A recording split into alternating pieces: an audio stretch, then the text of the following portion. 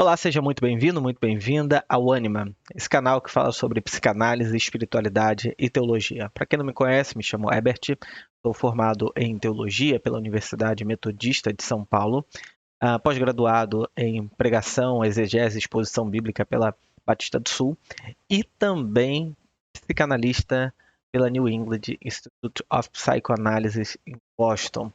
Essas são as minhas credenciais, além de vários cursos que eu fiz em todas essas áreas, teologia e psicanálise. E o meu objetivo aqui é fazer uma análise, pensamentos analíticos sobre discursos e pregações que se propõem a falar sobre saúde mental. Vamos ver se essas coisas funcionam. Já comecei essa série a partir de sermões de René Kivitz. Eu tenho começado com pregações que se proponham intencionalmente a falar sobre saúde emocional e, do olhar da psicanálise, analisar essas reflexões que são feitas, né? Hoje eu escolhi falar sobre um discurso do Dave Leonardo, que tem 1 ano, pelo que eu estou vendo aqui, e o tema é saúde emocional. Então, o objetivo aqui não é fazer uma análise crítica pela crítica, mas fazer algumas ponderações a partir do que ele diz, do ponto de vista de quem trabalha profissionalmente com saúde mental. Então, vamos lá. Fala, meu lindo! Minha linda! A gente chorou tanto. Nós outros, que a gente tá até um pouco mais cansado agora. Mas eu acho que dá pra melhorar esse negócio. Oi, lindo! Tudo bem? É pra você se animar. Você tá vendo talvez essa mensagem na segunda-feira. Talvez você tá sem uma selfie, começou a semana de novo. Glória a Jesus, meu lindo. E eu tenho uma palavra de Deus pro seu coração. Então, vou te pedir um favor. Curte o vídeo, é bem rapidinho. Curte, porque isso ajuda o YouTube a mandar pra mais gente assiste, mais pessoas são impactadas pela palavra. Então, curte o vídeo, comenta, compartilha. Bom, já que ele está pedindo, eu vou pedir também para você curtir esse vídeo aqui no meu canal e comentar se alguma coisa te parecer estranha ou alguma coisa que você queira falar e também compartilhar com outras pessoas. Isso ajuda muito esse canal a crescer. Eu estou muito feliz porque esse canal cresceu bastante nesses últimos dias e eu estou empolgado com isso. Então, vamos lá, ajuda aí esse canal a crescer porque tem muita coisa legal aqui. E se você ainda não é inscrito no canal, se inscreve. Entendeu? Ativa o sininho toda segunda-feira, 7 horas da manhã. Tem uma mensagem de Jesus pra você por aqui. Então, já se inscreveu? Ativou o sininho? Então, vamos pro vídeo. Mateus, capítulo de número 16, verso de número 21. Diz o seguinte: Jesus começou a mostrar aos seus discípulos que ele deveria ir a Jerusalém e sofrer muitas coisas dos anciãos e dos principais sacerdotes e escribas e ser morto e ressuscitar ao terceiro dia. E Pedro, tomando-o à parte, começou a repreendê-lo, dizendo: longe de ti, Senhor, isso não vai acontecer. Mas ele, virando-se, disse a Pedro: para trás de mim, Satanás, tu és uma ofensa, porque não tens gosto das coisas que são de Deus, mas as que são dos homens. Amém? Climão, não é?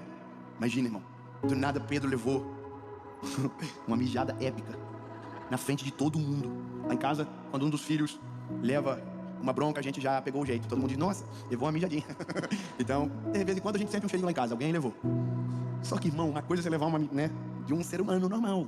Outra coisa é você levar do chefe, do boss. E a gente não tá falando de qualquer chefe, a gente tá falando do chefe, Jesus. Irmão, e Jesus não foi de leve, foi pra trás de mim, Satanás. Imagina a cara do Pedro, irmão, assustadíssimo. Porque, na verdade, o Pedro é igual a gente, é uma pessoa emocionada. Fala o que não precisa, na hora que não deve, quando viu, já foi. Não sei se você é assim, mas irmão, o ser humano é incrível. A gente pensa que tá tudo em dia, as nossas emoções tá tudo certo, até que alguém corta a frente do nosso carro. E a gente fica endemoniado, fala o que não deve, briga com os outros. Eu me lembro de quando eu era mais jovem, nossa, que horrível falar isso, mas quando eu era, eu sou ainda, né? Esse procedimento, a gente tá aí. Mas, irmão, eu me lembro de uma história de um irmão que tava indo pra igreja. Pra onde ele tava indo? Igreja, um anjo do Senhor. Aí ele tava indo pro carrinho dele e um irmão cortou a frente. E ele começou a perseguir aquela pessoa na rua. E buzinava, e queria que o homem parasse, porque ele queria brigar com o homem. E o homem não parava, e o homem ia indo, e ele buzinando atrás: para, seu filho de uma Jezabel. Calma, irmão, não vai nada não. E aí, irmão, o homem entrou na igreja. E ele entrou atrás. E o homem também era crente, e ele também era. Aí ele foi no vídeo e falou: Paz do Senhor. Rapaz, a vida da gente é uma loucura. Como pode a gente ser tão instável emocionalmente, o que nos leva muitas das vezes a pecar, a tomar decisões que nós não tomaríamos de maneira normal? O que nos leva às vezes a Pois é, aqui vamos dar uma pausa. Como pode a gente ser tão instável emocionalmente? É, e ele fala uma outra coisa aqui que eu achei Gente, importante, ó. ser tão instável emocionalmente, o que nos leva muitas das vezes a pecar, a tomar decisões que nós não tomaríamos de maneira normal. Nós não tomaríamos de maneira normal. Aqui é um ponto que eu acho que tem que pensar um pouco. Primeiro que essa ideia de uma certa normalidade do ponto de vista da saúde emocional, ela tem que ser colocada sobre análise. O que que é estar normal? Alguém que está vivendo de maneira meio plástica, sem muitos sentimentos? Porque o relato que ele falou aí, né, do cara que tomou uma fechada, ficou com raiva, né, uma coisa super comum, né? A raiva em si não é o problema. Eu acho que a questão aí está na atuação desse cara, de que, motivado pela raiva, ele vai lá e quer arrumar briga com o outro, né? Essa é uma outra questão. Mas é, as emoções sempre vêm primeiro. As emoções sempre aparecem dentro da gente, depois que a gente vai pensar, às vezes levam dias para a gente pensar sobre aquilo que nos acometeu emocionalmente, né? E aí, pensando do ponto de vista da psicanálise, que é o meu objetivo aqui, nós temos coisas na nossa vida que foram recalcadas, que foram escondidas, que foram guardadas, e por uma série de questões, às vezes eventos traumáticos que foram muito intensos dentro do nosso aparelho psíquico, que a gente precisou esconder da gente, e de repente alguém vai lá e mexe naquela coisa que está muito inconsciente para nós, e aquilo mexe com a nossa raiva. Por isso que é muito importante, eu diria, que esse processo de tratamento psicanalítico, porque ele vai fundo naquilo que inclusive você escondeu de você mesmo, né? Aquilo que está inconsciente, né? Aquilo que está no campo daquilo que você não consegue enxergar bem. Então, essa ideia de uma certa normalidade, ela não faz sentido nenhum. A mente humana, você pode pegar textos da psiquiatria, da psicanálise, da neuropsicanálise ou enfim, tem vários campos hoje, vão afirmar basicamente a mesma coisa. A mente humana, para que ela funcione bem, ela precisa ter dinâmica. A mente humana, ela não é estática. A ideia de você estar com as suas emoções todas equilibradas, isso não é bom. Esse, na verdade, é um sintoma de alguém que está adoecido e caminhando dessa para outra, porque no geral, uma mente humana saudável, ela tem que experimentar todas essas emoções mesmo o tempo todo e, obviamente, lidando com elas, né? Porque as nossas emoções, elas aparecem antes do nosso, inclusive, pensamento. Então, não existe essa estabilidade. A estabilidade seria uma coisa estranha. A gente precisa de dinâmica na vida psíquica para que a gente funcione de maneira mais saudável e natural, inclusive, né? Então, eu acho que esse é o primeiro apontamento que me ocorreu aqui. Vamos lá. O que nos leva, às vezes, a tratar os outros de uma forma que não é comum a nós. O que nos leva, às vezes, a adoecer tanto nas nossas emoções que mudam a nossa essência. Pois é, de novo, mudam a nossa essência, o que não é normal a nós. Sim, é normal, tudo que a gente faz, tudo que a gente pensa, tudo que a gente sente é nosso.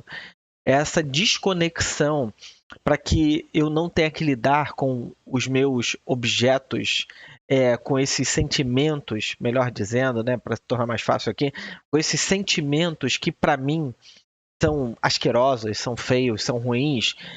A tendência de uma mente que, pelo que me parece, é o que ele está fazendo aqui, de uma mente menos amadurecida, é você separar essas coisas e projetar para fora de si aquilo que eu não gosto em mim. Então eu fico vivendo de maneira projetiva, achando que está fora de mim esses sentimentos, esses pensamentos, só que são nossos, né?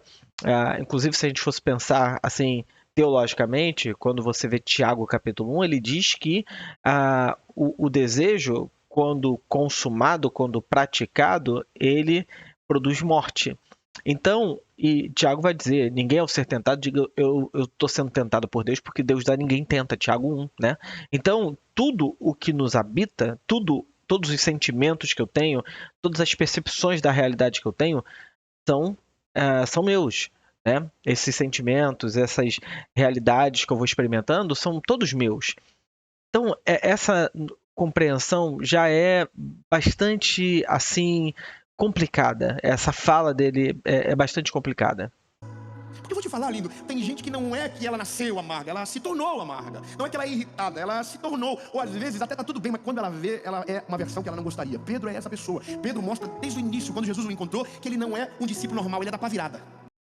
Pois é, tem pessoas que não são aquilo, se tornam aquilo, né? É óbvio que a gente pode se estruturar a partir de certos padrões, para usar um termo mais comum, assim, né? Porque o que o Freud vai pensar é que o evento traumático gera uma compulsão à repetição, né? Uma coisa que é muito interessante na psique humana, que a gente repete aquilo que nos traumatizou, quase que como tentando reviver para se livrar daquilo, e você repete e cai no mesmo lugar, repete e cai no mesmo lugar. Então, de novo, essa ideia de que a pessoa não é aquilo, né? Há um certo essencialismo do que é o ser humano aí, que não corresponde aos aspectos negativos. Tá? O ser humano só é bonzinho, né? E eu lembrei da frase do Sêneca, que ele diz o seguinte: nada do que é humano me é estranho. Eu penso que o David está colocando aí é um processo de clivagem. E clivagem é uma coisa complicadíssima na nossa psique, porque ela nos separa, ela nos divide, ela não nos deixa reconhecer os aspectos negativos. Ou a pessoa só se identifica com os aspectos negativos e não também com os positivos. Então, tá tudo separado, tá tudo abismado dentro delas, né? Isso, obviamente, é um caminho rápido, assim, para o sofrimento, né? Ele é o que Paulo vai dizer. Lembra, aquilo que eu quero fazer, isso eu não faço. É o bem que eu quero fazer, isso eu não faço. E o mal que eu não quero fazer, quando vi, já fiz. E essa é a maior crise dos nossos dias. Pois é, agora falando como teólogo, até onde a gente sabe, esse texto, até onde eu lembro, está em Romanos 7. Paulo, Romanos 6 ou 7, Paulo está, na verdade, falando ali como um representante judeu. Paulo não está falando sobre saúde emocional ali, ele não está falando sobre sentimentos ali. Ele está falando sobre, na condição de um judeu, ou como um representante desse povo, ou como parte desse povo, o bem que ele quer fazer ele não faz, e o mal que ele não quer ele faz, né? Falando do povo judeu, e na lógica da teologia paulina ali, é que esse povo também está enfermo pela condição do pecado, por isso que ele não consegue cumprir a lei, né? E aí o capítulo 8 vai surgir, abre o capítulo 8 dizendo: a lei do Espírito da vida me libertou da lei do pecado e da morte. Então, Paulo não está falando sobre saúde emocional. Ele está falando muito mais como um sistema jurídico, digamos assim, que afeta o povo de Israel, que não o permite, digamos assim, viver à altura da lei pactual que esse povo está vivenciando com Deus. Mas agora existe uma nova lei que superou a lei mosaica e agora é o que ajuda os cristãos a viverem com Deus, né? Então, pegar esse texto para falar sobre saúde emocional, eu acho complexo, assim, porque não me parece, lendo toda a carta, que é isso que Paulo está falando, né? É o maior problema. É as nossas emoções. Porque são as nossas emoções que, quando desajustadas, destroem a nossa vida espiritual. É as nossas emoções que nos colocam um jugo de arrependimento constante, de remorso, que não deixa a gente mudar. Porque a gente quer mudar, mas quando viu, já foi. E a gente é ser humano. No fim, a gente vai ter que entender como reagir e como vencer isso. Porque ser humano é ser humano, irmão. Você pode ser bonitinho, felizinho, mas quando você acorda, provavelmente você não é tanto.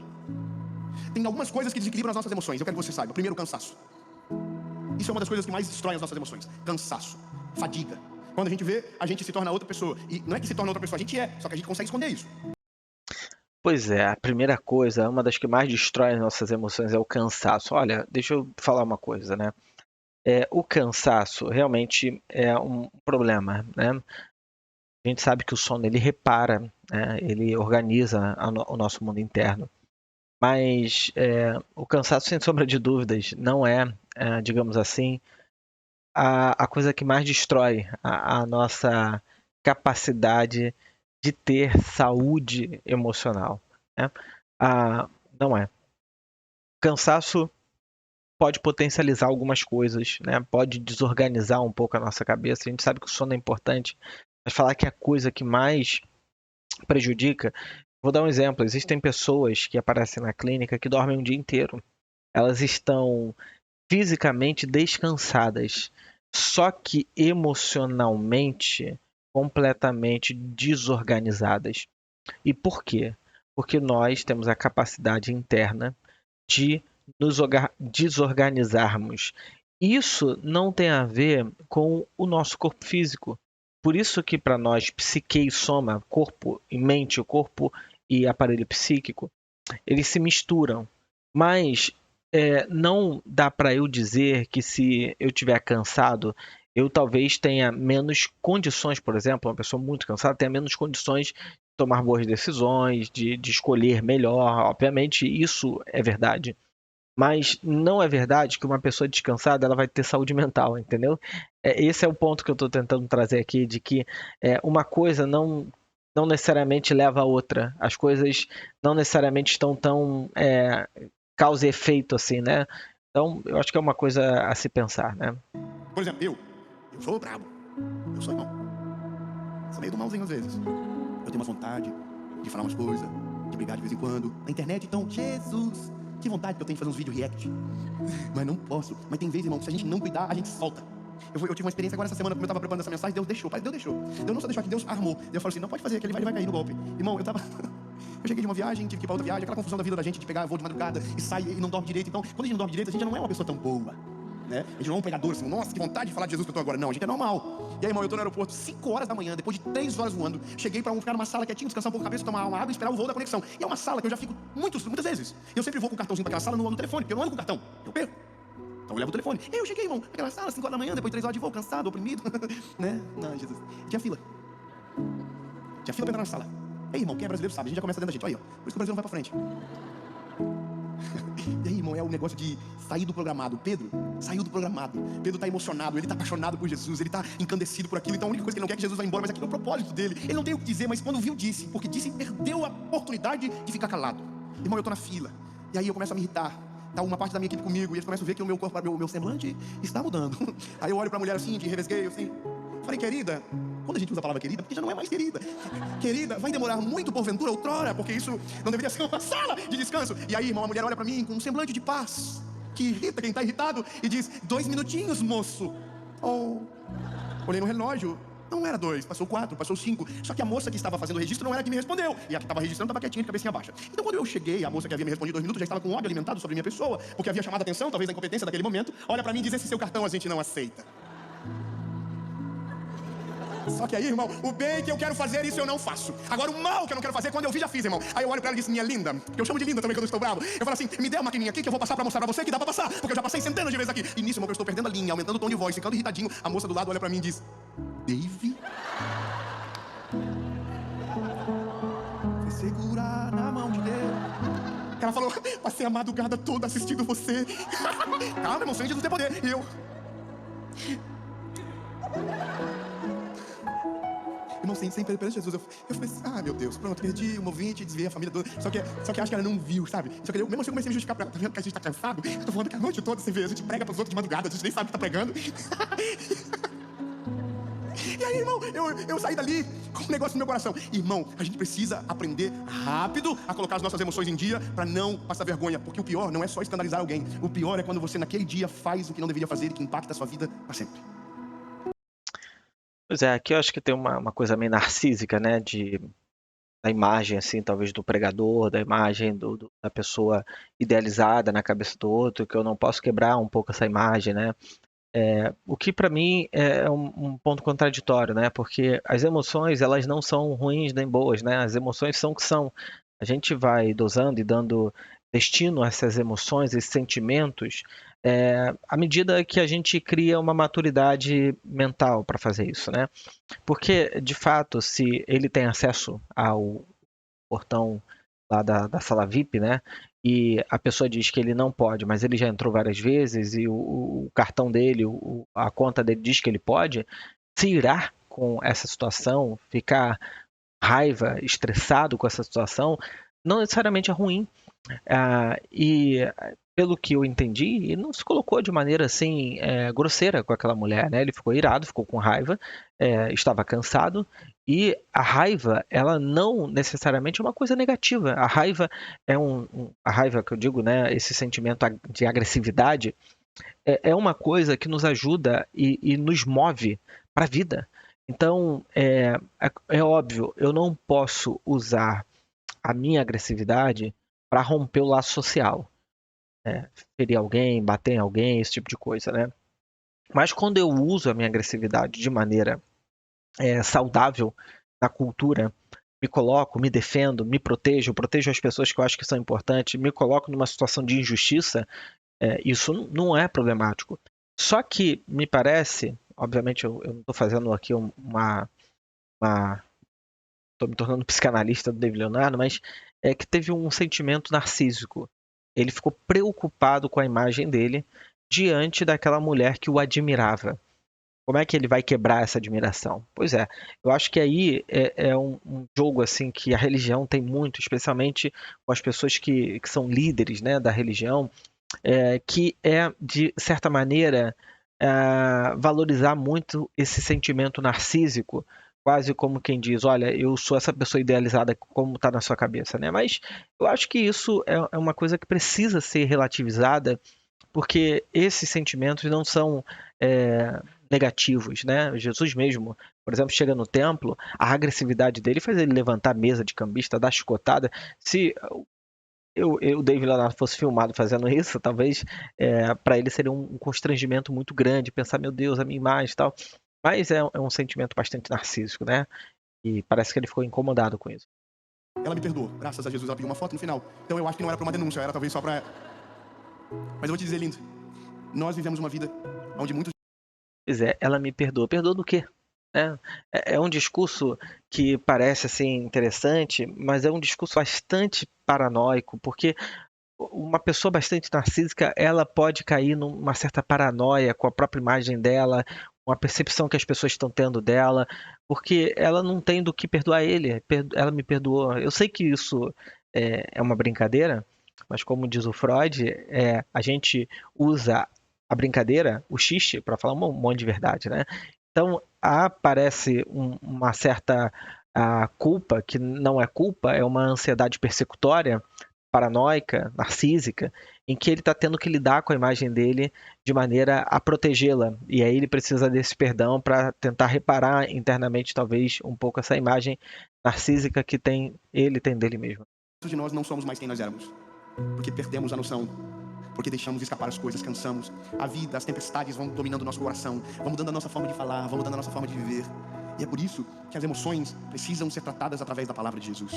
O Pedro é o resumo do ser humano, está andando com Jesus, está andando com ele. Irmão, como que alguém que é discípulo do chefe, vê milagre sobrenatural, explode do jeito que ele explode? Como que alguém que anda com Jesus é dessa forma? E aí, lindo, isso das duas coisas me gera, primeiro, esperança. Se Jesus pega um doido como o Pedro para trabalhar, ele vai pegar nós também. Fala para um doidinho que está perto de você, tem uma esperança para você. Aleluia. E a segunda coisa, lindo, ninguém é melhor do que ninguém.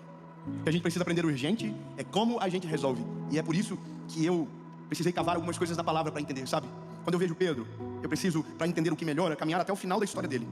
Então, lindo, eu vou começar do seguinte ponto: o que mais a gente carrega é o que nos domina. Ponto. Então veja, quanto mais vivo, quanto mais intenso é o seu relacionamento com Deus, melhor se tornam as suas emoções, mais equilibradas. Existem as exceções da vida, o cansaço é uma delas, as circunstâncias também fazem parte, mas uma vida com Deus tem o poder para anular as circunstâncias e roubar e tirar de nós o cansaço. Pois é, aqui eu acho que tem uma questão assim desafiadora para mim. Por quê?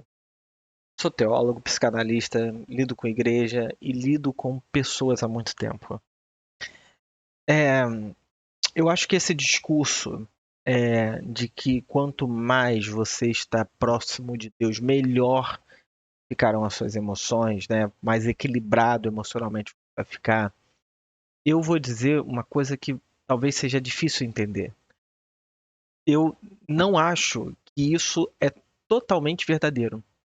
Por que eu estou dizendo isso? Porque a gente pode encontrar na Bíblia vários exemplos e relatos de homens e mulheres que tinham contato com Deus e que eu diria que precisavam muito de um tratamento emocional. O texto bíblico foi escrito há muito tempo atrás, numa época, e apesar da profundidade que eles tinham, não tinha nem a perspectiva sobre tratamento de saúde emocional, né?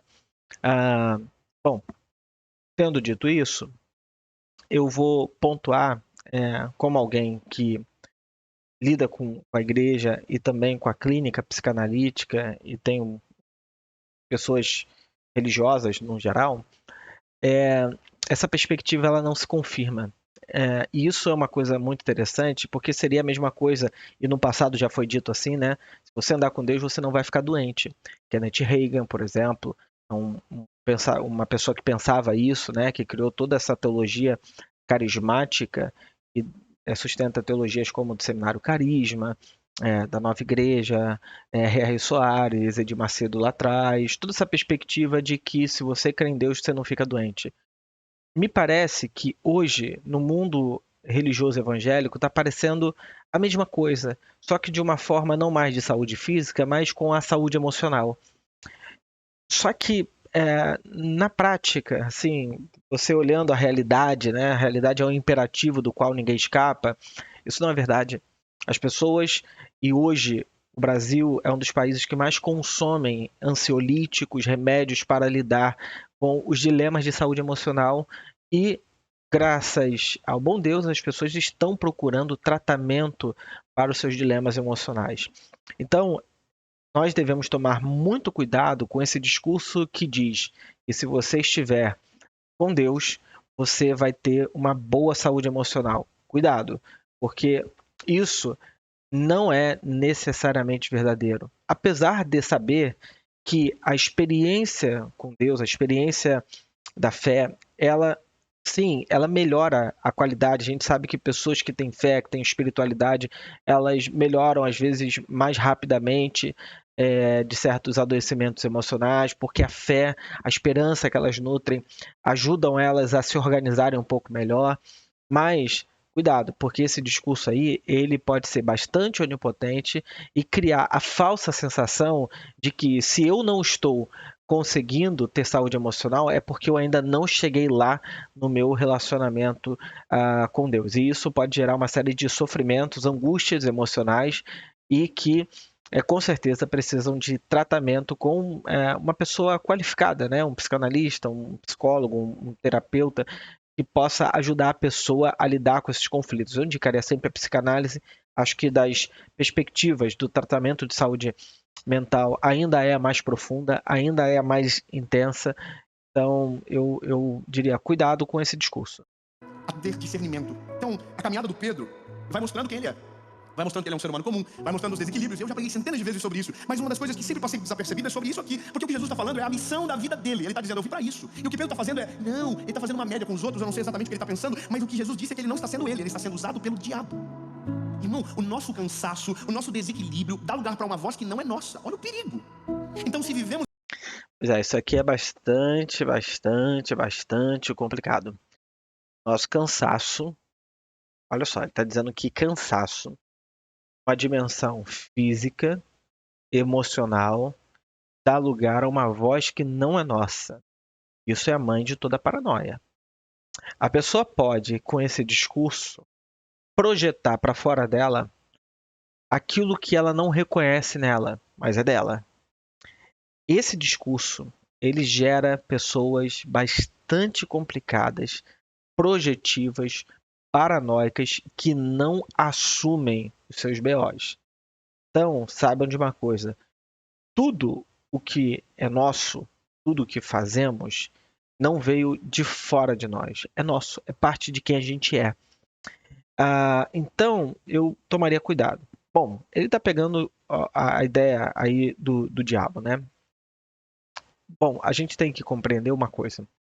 Quando a Bíblia fala diabo, Satã no hebraico, ou diabolos, né, o termo grego, significa aquele que joga para separar, aquele que divide as coisas, aquele que separa as coisas. O ponto é que nós não podemos cair na esquizofrenia de dissociar o Pedro da sua fala. Eu posso, por exemplo, dizer assim, que o nazismo, como um sistema, foi uma coisa diabólica, como pensa o teólogo Paul Tillich. Diabólico, ou satânico, né? Não no sentido do bichinho com chifre, mas aquilo que separa a humanidade, aquilo que destrói a humanidade. Me parece que quando Jesus faz essa afirmação, né, para criticar Pedro, ele não está olhando assim no mundo espiritual, vendo um ser lá atrás de Pedro, sussurrando no ouvido dele, Pedro fala aquilo. A ideia é que o discurso de Pedro é um discurso que tenta separar Jesus de quem ele é e daquilo que ele vai fazer, do seu propósito. Então, muito cuidado, porque é o discurso de Pedro, mas é um discurso que carrega essa dimensão, eu vou dizer como Paul Tillich, demônica. Mas não é uma fala que não é de Pedro incorporada nele. Cuidado com isso. Assim, tratamos os nossos filhos, vivemos os nossos casamentos, trabalhamos nas nossas empresas com uma voz que não é nossa. Olha o perigo. E são nessas decisões da vida que a gente perde muita coisa, destrói muita coisa. A gente faz o que não era para fazer, a gente explode de um jeito que não era para explodir. Pois é, essa voz que não é nossa pode ser usada aí, né, essa coisa demônica, diabólica, mas essa voz que não é nossa pode ser a cultura.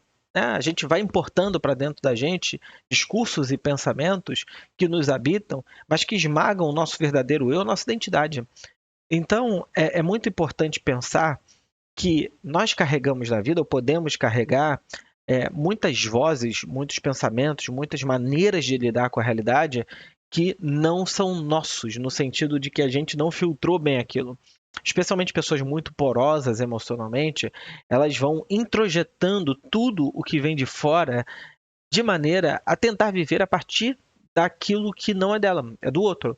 Então, essas coisas também podem nos destruir, acreditando que fazendo assim nós seremos pessoas mais felizes, melhores, né? Geralmente pessoas muito narcísicas têm essa coisa de tentando catar a admiração de todo mundo, fazendo coisas que não são delas, né? Pessoas que criam um falso eu, um falso self, como diz o Winnicott, né?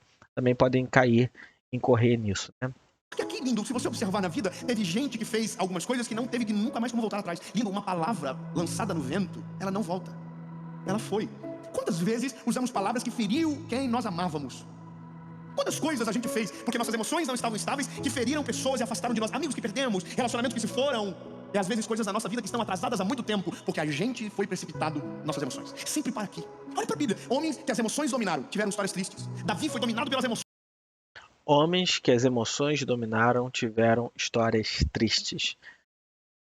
Davi, usar Davi como exemplo é uma coisa complicada, porque se eu pego Davi como exemplo e falo da questão dele de Urias, né? Eu acho que essas coisas complicam a narrativa, porque Davi não morre como um homem, como sendo um exemplo ruim. Ele teve um erro. Tratar o erro como terminar uma história triste, eu acho que é uma moralidade imposta ao texto da qual o texto não fala, né? Então, eu acho que tratar o erro com esse peso, né? Tratar alguma coisa que alguém fez com esse peso, eu acho que não ajuda. Aumenta o recalque, aumenta a culpa, as ansiedades persecutórias, e é exatamente essa mentalidade que coloca as pessoas em estado de angústia, porque não as alivia do próprio sentimento de ter errado lá no passado, 20 anos atrás, 10 anos atrás, 1 ano atrás. Não foi pra guerra, olhou Batseba no meio do pátio e perdeu um tempo precioso da vida, e ali começou a tomar decisões drásticas. Mandou o guia pro campo de batalha na frente. Emoção perdida. Sabe, Nabucodonosor era um homem importante, o mais importante da Babilônia. Construiu uma cidade que se tornou uma das maravilhas do mundo. Deus mandou Daniel falar com ele, através do sonho que ele teve. Daniel o interpretou, e o sonho era: para de ser orgulhoso.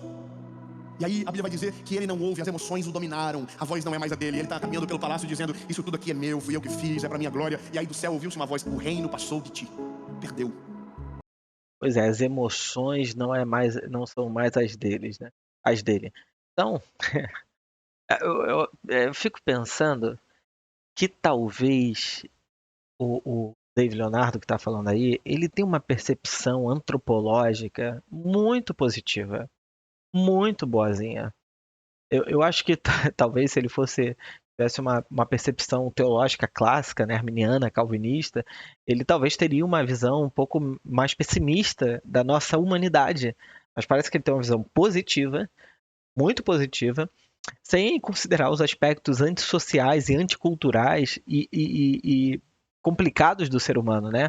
Então, quando a psicanálise surge, o Freud diz algumas coisas que causam escândalo, porque o Freud vai pensar que o ser humano ele não é essa coisa boa, sociável, maneira, gente boa. Tem esse aspecto, mas ele também tem aspectos antissociais, tem aspectos egoístas, tem aspectos, tem pulsão de morte dentro dele, tem uma série de coisas que desorganizam esse ser humano, de modo que a gente não vive plenamente na cultura e na sociedade com a gente mesmo. A gente nunca vai chegar nesse lugar. Então, o Freud, quando fala sobre o princípio do prazer, ele vai dizer que dentro do prazer tem um pouco de desprazer. Então, não existe prazer puro. Por outro lado, dentro do desprazer, na pulsão de morte, tem um pouco de prazer. Então, nada, do ponto de vista psicanalítico, é uma coisa plena, perfeita e só ela. Então, eu fico um pouco intrigado com essa percepção muito positiva do ser humano no discurso do Dave. Eu acho complexo, né? Quantas vezes nossas emoções governam a gente, mas não voltam atrás? E aí, lindo, a pergunta de todo mundo é como que eu domino isso? Lindo, essa é a minha batalha todos os dias. Essa é a batalha de todo mundo todos os dias. Não é uma batalha que você vence uma vez e acabou, não. Todos os dias essa batalha precisa ser vencida. E aí eu olho para Pedro e começo a criar esperança. Como que a história do Pedro termina? A história do Pedro, como que começa? Começa Jesus encontrando Pedro na praia. Mas a questão é como isso vai continuar, como isso segue. Bom, aí a Bíblia vai contar, o Pedro, ele negou Jesus no final, o Pedro, ele deu uma facada na orelha do sumo sacerdote, e aí você vai perdendo a esperança de Pedro. Só que tem uma coisa que acontece em Pedro que muda tudo. Atos capítulo 2, o Espírito Santo entra nele. Só um glória a Deus, eu vou dizer de novo. Tem uma coisa que acontece no Pedro que muda tudo. Atos capítulo 2, o Espírito Santo entra nele. Então eu vou melhorar, lindo. Enquanto Jesus caminha do nosso lado, enquanto Jesus é o alvo do nosso olhar, enquanto ele está fora da circunstância, ele só está longe dos meus olhares, ou até perto, mas não dentro, as minhas...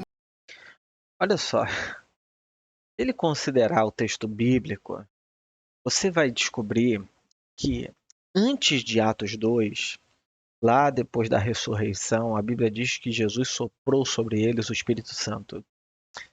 Atos 2 é um evento importante na cronologia bíblica, mas Pedro não se torna essa pessoa perfeita, idealizada, depois de ter recebido o Espírito Santo. Você tem exemplos disso em Gálatas, no capítulo 2, quando Paulo fala da dissimulação de Pedro.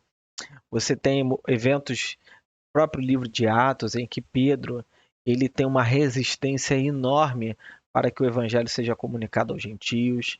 Então, essa diferenciação que a gente ama fazer, Pedro antes do Pentecostes e Pedro depois do Pentecostes, eu não sei se funciona assim, sabe, uma causa e efeito tão direta. Eu acho que é um processo, e talvez falte isso um pouco nas teologias atuais. Aquilo que John Wesley, por exemplo, chamava de caminho de santificação, né? O processo. A gente está tão imediatista que tudo é agora e de maneira plena. Tudo acontece. Não há processo, não há história, não há construção de vida, não há percepções da realidade. Então, é um discurso muito idealizado, eu acho. Emoções sempre irão me dominar. Agora, quando ele entra, algo novo me governa. Entenda, o Espírito Santo reside no Espírito, no nosso Espírito. E quando o nosso Espírito domina sobre a nossa alma, a glória de Deus é percebida nas nossas atitudes, na nossa forma de viver, na maneira de tratar. E às vezes o arrependimento é muito mais rápido do que se fosse só o Espírito governando. Porque quando eu estava na frente daquela menina no aeroporto, não era só o meu Espírito, ou a minha alma que estava querendo se arrepender, não era meu Espírito dizendo, toma vergonha na cara, rapaz, se controla, não importa que você está cansado, a mensagem que tu carrega é maior do que você.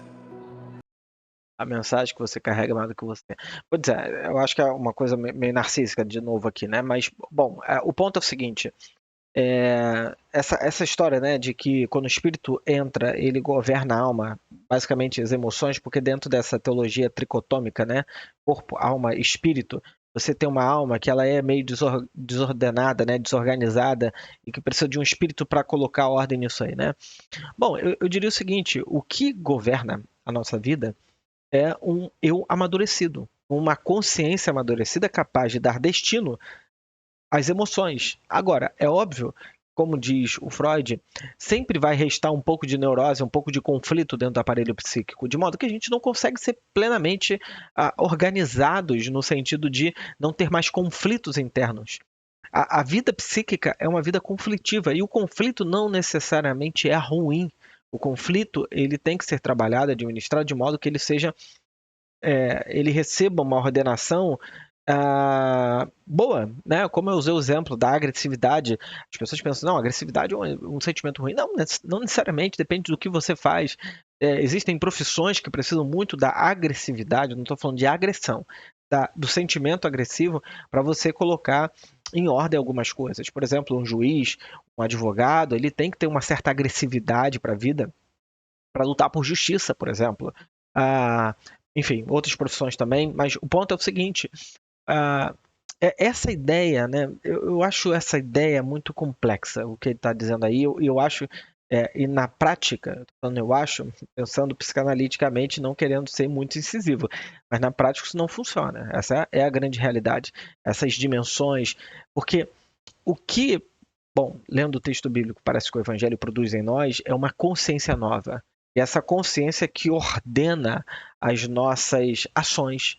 Mas os sentimentos, eles, tem gente que quer ah, dar aos sentimentos um caráter de salvífico. Sentimentos, eles precisam ser salvos. Só que sentimento é sentimento. É tipo a música, você tem a banda, você aumenta o volume de um, abaixa de outro, organiza, e na hora que tu monta o disco, tá pronto ali.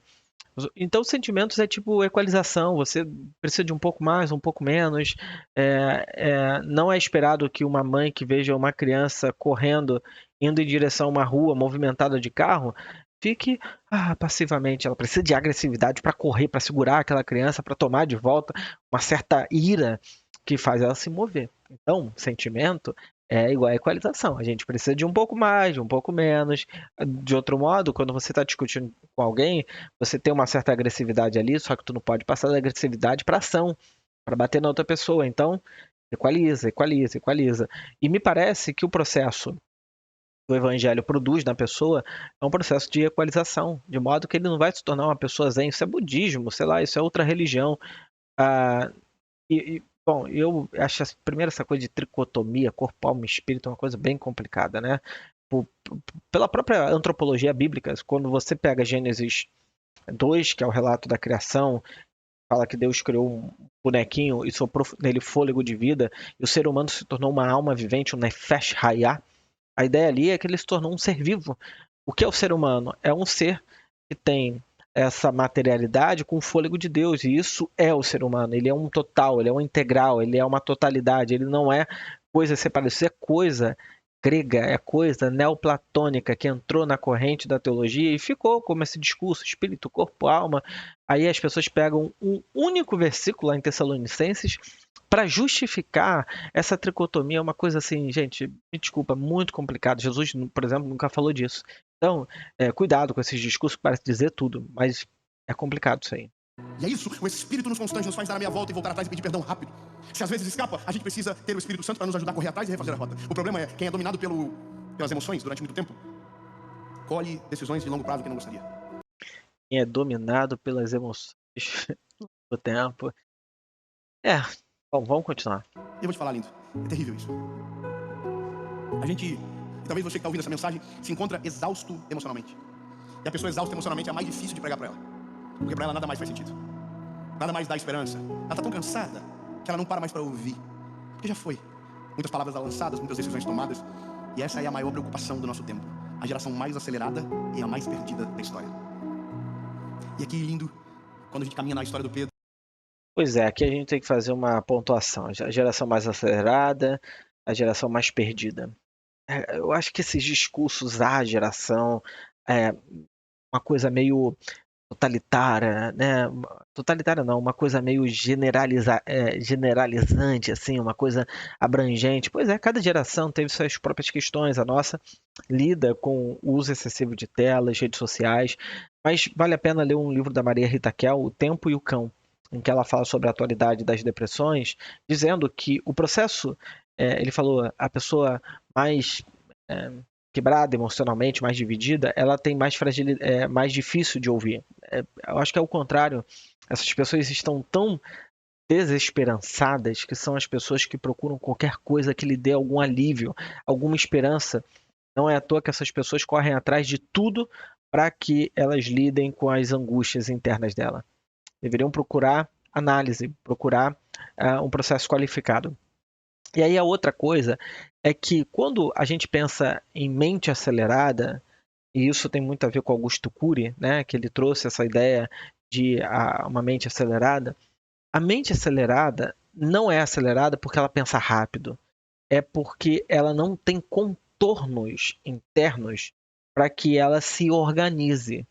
Então os pensamentos, eles ficam ali meio que soltos, meio que sem contorno, sem um eu, sem um ego que ajude a ordenar esses pensamentos, né? Então é acelerado porque as pessoas estão perdendo a condição interna de dar um destino saudável para esses pensamentos que ficam aí. E é importante entender também que há uma lógica meio superegóica, né? De que eu tenho que controlar tudo. E o pensamento, ele é livre. E ele tem que ser assim. Agora, esses pensamentos livres, eles não podem produzir uma angústia excessiva, né? E aí é o momento que a pessoa deve procurar ajuda, né? Seja de um psiquiatra ou de um psicanalista. E entendemos que o Espírito Santo é o linear de tudo. Eu começo a trazer uma esperança para mim, para nós, do que faz a gente ser diferente. E eu vou falar para você o que eu descobri. Quanto mais vida com Deus a gente tem, olha bem, quanto mais vida com Jesus a gente tem, menos, olha que loucura, vontade de pecar. Eu vou melhorar. Quanto mais cheio do Espírito Santo a gente está, menos tentado a gente é. E não é porque a tentação não existe, é porque os nossos olhos não estão focados naquilo.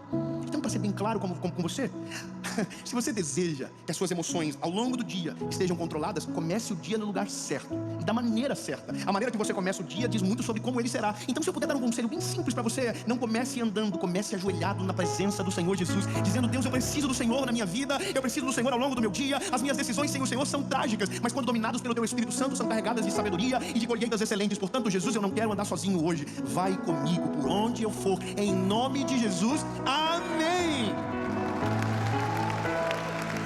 E aí, lindo, a gente começa a ser livrado de algumas coisas. A Bíblia vai dizer: porque não vos sobrevém tentação a qual o Senhor não produz o escape. O que é isso? Toda tentação que vem, Deus já mostrou o caminho. A que a gente às vezes está cansado, lembra, emocionalmente, os olhos não enxergam nada e a gente não consegue ver. Tá lindo? A guerra contra a nossa carne, a guerra contra essas emoções que dominam e faz a gente perder a bênção, ela é vencida sempre na presença de Jesus. Quando o Espírito Santo entra, quando Ele carrega a gente no colo, e isso muda tudo. Então, lindo, para você que está calminha, cansada, bebê, tem uma notícia boa para você. Obrigado, amor, só você veio no aleluia. Poxa vida, vou dizer de novo, tenho uma notícia boa para você.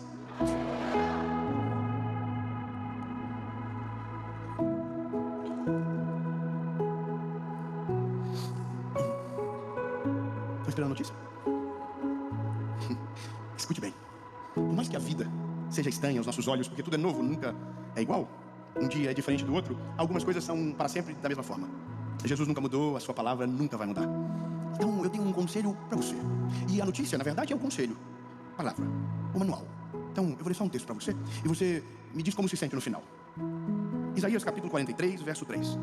Quando tu passares pelas águas, eu estarei contigo. E através dos rios, eles não te submergirão. Quando caminhares através do fogo, tu não serás queimado, nem a chama acenderá sobre ti. Porque eu sou o Senhor teu Deus, o Santo de Israel, o teu Salvador, e te resgatei. Lindo, você não precisa ficar cansado, você não precisa se sentir ausente de cuidado. Ele está com você. Se passares pelo fogo, Ele estará contigo. Se passares pela água, elas não te submergirão. Ou seja, temos uma razão para descansar, nós não precisamos ficar aflitos. Olha, eu, agora pensando como teólogo, acho complicadíssimo você importar esses textos que falam sobre o povo, corpo coletivo, e aplicar a indivíduos cansados para o mundo do século XXI para hoje. Eu acho que essa é uma tentativa hermenêutica da leitura do texto bastante alegórica, pouco qualificada e que parece fazer todo sentido, porque é uma aplicação muito direta, né? Mas eu acho bem complicada essa narrativa, bem complicado essa dimensão de que eu posso sair pegando o versículo aqui, ali e aplicar diretamente para o indivíduo, porque esse texto está sendo dito num momento específico do povo de Israel, né?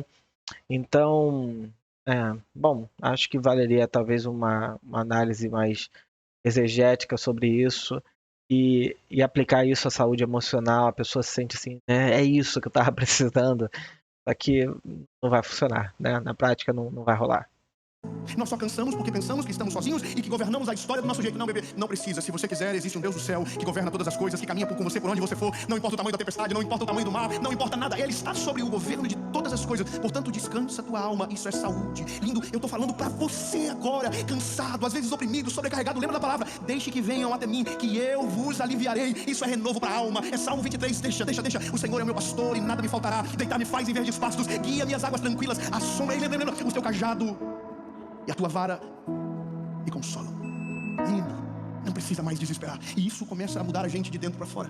Vou falar para você, lindo, eu tô ficando melhor nesse negócio das emoções. Tô ficando melhor desse negócio. E não é fácil. Irmão, vou dar um conselho e vamos terminar. Porque o fim não é o que você ouve, é o que você faz a partir daquilo que ouve. A vida vai continuar igual. Os barbeiros vão continuar dirigindo.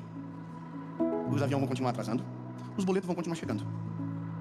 Sangue de Jesus tem poder. A vida vai continuar no seu curso. Mas se algo novo dominar o teu coração e se sobrepor sobre as suas emoções, você vai ser diferente. Eu quero dar para você um exemplo muito simples. E eu confesso para você que isso, para mim, é incrível. Na nossa cidade, em Joinville, tem uma mulher. Ela tá famosa, ela vende pipoca. Ela é um fenômeno. E ela tem uma idade dos seus 40, 50 anos, talvez. E eu fiquei vendo uns vídeos dela, muito simples, super simples. Aí ela mostra no domingo o que ela vai comer. Ela mostra, olha o repolhinho que eu vou fazer aqui, aí o frango. E você fala, nossa, que delícia. Aí ela fez um vídeo essa semana, escondendo R$20 no lugar da cidade lá. Escondendo. Ela falou assim, quem chegar primeiro vai pegar o dinheirinho que eu escondi aqui. E ela tá ficando famosa. Mas o que é incrível é que eu conheço essa mulher há muito tempo. E eu lembro dela de quando ela não tinha fama ali. Ela só vendia pipoca. Mas sabe qual que é o mais gostoso? É porque ela sempre foi daquele jeitinho. Feliz, sorridente, vendendo pipoca numa esquina da cidade de Joinville. Feliz. Simples de tudo, feliz. Mas o que me impressiona é que é constante isso, sabe? O tempo passou e ela não deixou que o brilho fosse roubado dela. Pelo contrário, o fato de ter perseverado hoje fez ela ter frutos muito maiores. Então, o que eu quero que você entenda é, hoje eu tenho 30 anos. Eu brinco com os meus filhos, eu ainda tenho um bom senso de humor, mas que sou esquentadinho. Mas o que eu quero é longevidade. Longevidade da maneira de ser. Eu vou ser mais claro, eu não quero azedar. Eu não quero ser outra pessoa. Eu ainda quero ser o velhinho com cara de bobinho às vezes. Chorão. Eu ainda quero chorar. Eu ainda quero ser do mesmo jeitinho com meus filhos. Eu ainda quero chamar minha esposa do jeitinho que eu chamo hoje. Eu ainda quero ser esse homem. A questão é, o quanto antes entender que o que vai determinar o meu futuro são emoções saudáveis, eu preciso deixar o Espírito Santo dominar ainda mais o meu coração. Então, lindo, é a decisão que eu tomo que vai fazer isso acontecer. A questão é, se você tá ruim agora, vou te dar uma boa notícia, ou uma ruim. Se você continuar, você vai ficar pior. Mais doido, mais estressado, mais bravo. Porque, irmão, se Jesus não entrar, a gente vai encardindo de um jeito que é apavorante. Você já pegou gente ruim na vida, que a pessoa é pesada? Irmão, isso é você amanhã se não deixar Jesus entrar. Olha que coisa ruim. Não, eu não quero ser esse velhinho que briga com todo mundo, não. Eu quero melhorar, Jesus me ajuda a melhorar. Sozinho eu não consigo mais. Você está entendendo? Isso é longevidade. Então, por isso que a palavra é saúde em todas as áreas da nossa vida. Ela é vitamina para a nossa alma. Comece a mudar a forma de viver, que você vai ter colheitas incríveis. Então, rapidamente, primeiro, se você não deixou Jesus entrar, deixa logo. Se você ainda não deixou Jesus entrar no teu coraçãozinho, deixa logo, rápido. E mesmo que depois de Jesus entrar, você ainda vai continuar fazendo uma dualidade. Mas se ele entrar, você vai conseguir se arrepender. 2 amém. Eu vou dizer de novo, ele é o único que faz o ser humano se arrepender de verdade. É a função do Espírito Santo. Convence o homem do pecado, da justiça e do juízo. Deixa ele entrar logo. Pronto, agora vem a fase difícil. Deixa ele começar uma faxina dentro de você. E isso é maravilhoso, mas vai te custar muita coisa. Você vai ter que dobrar o orgulho que você tem. Se você quer que as suas emoções estejam em ordem, você vai ter que começar a fazer coisas que você não gosta. Como, por exemplo, pedir perdão. É só nós, irmão, tá vendo? E tudo isso é bolo, é receita. Você vai ter que começar a pedir perdão e liberar perdão. E aí a última coisa, e essa é a melhor, entender que você nunca vai ser bom o suficiente. Que quando menos você esperar, você vai estar na fila do aeroporto, dando piti. Mas aí, Jesus vai te chamar e vai dizer, não é esse que eu quero. Tira esse do campo e chama o que eu escolhi para fora. Vem. O Pedrão, irmão. Jesus falou, sai de mim, Satanás. Você só tem que pegar mais leve comigo. O Senhor não estava repreendendo ele, estava repreendendo a voz que estava governando. Irmão, o Senhor Jesus ama você do jeitinho que você é bravo, teimoso, irritante, mal-humorado às vezes. Mas a boa nova é que Ele quer mudar você de dentro para fora. Quer curar as suas emoções, quer trazer leveza para a sua vida, quer trazer paz para o teu caminhar. E isso é o Evangelho como um todo. E é difícil porque às vezes não acreditamos que Ele tem poder para isso também. Então, faça... Eu tenho um pouco mais de uma consciência assim, um pouco mais crítica em relação a isso, né? Curar suas emoções. As emoções, elas não precisam de cura. Quem precisa de cura é o sujeito, né? Pensando que nós somos amplamente governados pelo nosso inconsciente, como diz o Freud. Nós temos um eu, essa parte que lida com o mundo interno e o mundo externo. Nós temos um o id, esses impulsos, né, essa pulsão, e nós temos um superego, que são as idealizações que nós vamos construindo ao longo da vida, na infância, a partir das figuras parentais que temos, né? Então, emoção, ela não precisa ser tratada, não é o que é. O que precisa ser tratado e o que precisa ser melhor digerido na nossa história são as condições traumáticas das quais nós vivenciamos na vida, são aqueles recalques, aquelas coisas que nós fomos guardando para baixo do tapete. Tem muita gente que, inclusive, vive se colocando nessa lógica de pedir perdão e também o perdão acho que é uma coisa importante mesmo, né? O perdão não é uma coisa, não é uma brincadeira, é uma coisa importante. Mas pelo que me parece, o Evangelho propõe um caminho de expansão da consciência. A palavra arrependimento, como a gente usa, ela está muito mal traduzida. Quando Jesus começa o ministério dele e diz arrependam-se, né? Na nossa Bíblia está arrependimento. A palavra metanoia, metanous, né? Que significa expansão da consciência, que Jerônimo traduziu por penitência e Lutero, quando vai fazer a tradução dele, ele traduz como arrependimento. Mas a palavra é uma expansão de consciência, porque sem uma consciência amadurecida, sem uma consciência ordenada, organizada, o ser humano vai viver a vida toda tentando lidar ou subjugar essas emoções. E às vezes o que eu vejo na prática clínica é que são pessoas que ficam insistentemente escondendo ou tentando recalcar esses sentimentos que elas não sabem o que fazer, né? Então, eu diria que isso é uma coisa problemática. Faça um experimento. Amanhã ou hoje. Antes de sair de casa, lembra? Muita gente assiste isso aqui de manhã. Dobra o teu joelho. Fala, Jesus, hoje não vai ser eu que vou governar. Hoje não vai ser, Jesus, as minhas emoções. Jesus, eu quero ser diferente. Meu bom dia vai ser diferente. Meu boa tarde vai ser diferente. O meu abraço vai ser diferente. Jesus, eu quero que esse peso que a minha alma carrega saia agora. Eu quero melhorar no nome de Jesus. Senhor, eu não quero ser essa pessoa. Jesus, eu quero ser leve. Eu quero ter colheitas sobrenaturais. Jesus, eu quero ser parecido contigo. Em nome de Jesus. Vai na frente. Em nome de Jesus. Amém. Irmão, você vai ser insuportavelmente legal. Você vai ser a luz que a tua empresa precisa. Você vai ser a luz que a sua família necessita agora. E é isso que acontece quando ele entra. Começamos na emoção, mas a vida na verdade sempre termina e começa no Espírito. Faça isso. A sua vida nunca mais vai ser a mesma. Eu estou tentando. Sempre começa na emoção, mas a vida termina no Espírito. Eu diria que ela termina na consciência amadurecida, capaz de organizar esses sentimentos. Sentimento é uma coisa, e eu acho que, assim, para dizer a verdade, eu acho o discurso que eu vi aqui parece ter dito tudo, parece ser muito fácil. Eu lido com pessoas religiosas, pastores, né, e que foram procurar ajuda emocional, apesar de fazer tudo isso que ele diz. Isso é para demonstrar como que uma coisa não exclui a outra. O fato da pessoa orar, acordar de manhã, ter essa leitura, né, é importante porque, na realidade, o que organiza é essa liturgia de vida. Pessoas que têm uma liturgia de vida, elas são mais bem organizadas internamente, elas conseguem se ordenar um pouco melhor. Pessoas que não têm uma liturgia de vida clara, elas se desorganizam. Daí a importância das liturgias, das solenidades cíclicas, das festas, dos marcadores de tempo. Marcar o tempo internamente é muito importante para a vida, né?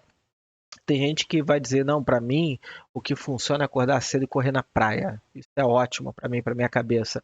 É uma liturgia, são outras formas.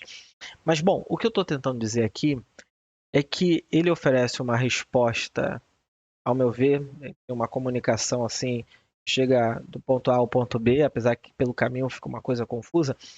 Ele oferece uma resposta que eu acho que do ponto de vista da saúde emocional, falando com bastante sinceridade, lendo sobre a saúde emocional, psicanálise, lendo e tratando pessoas, eu diria o seguinte: talvez funcione no começo para alguém que está muito desorganizado, mas a longo prazo a pessoa vai ter que aprender a se estruturar, a se organizar internamente. lidar com as suas ansiedades persecutórias, com os sonhos e pesadelos que ficam aparecendo na cabeça dela. Ela começa a se sentir ansiosa, com medo, desesperada, por medo de desintegrar. Todos esses sentimentos, eles precisam ser trabalhados internamente para que eles ganhem uma, uma nova dimensão e uma dimensão mais saudável para a vida. É um trabalho. Então, eu diria o seguinte, as minhas percepções sobre esse vídeo são essas. Gostaria de deixar aqui para vocês. Vocês podem comentar, talvez eu tento usar uma linguagem muito simples, gente. Talvez alguém pense, algum psicanalista ouça o que eu estou dizendo, né? Assim, poxa, mas falta uma qualificação teórica. A minha ideia não é ter uma coisa teoricamente muito profunda, porque eu sei que isso desgasta muito quem está ouvindo. Então é tentar achar uma linguagem, um jeito mais simples de falar sobre psicanálise, de modo que seja viável para quem está ouvindo e que não tenha uma formação em psicanálise, né? Então, eu colocarei esses pontos, a minha percepção sobre esse vídeo, e deixe aí seus comentários, curtam, e eu espero vocês aqui assistindo os próximos vídeos. Já se inscrevem no canal, que isso tudo ajuda muito esse canal a crescer, tá bom? Obrigado por terem assistido até agora e até a próxima. Tchau, tchau.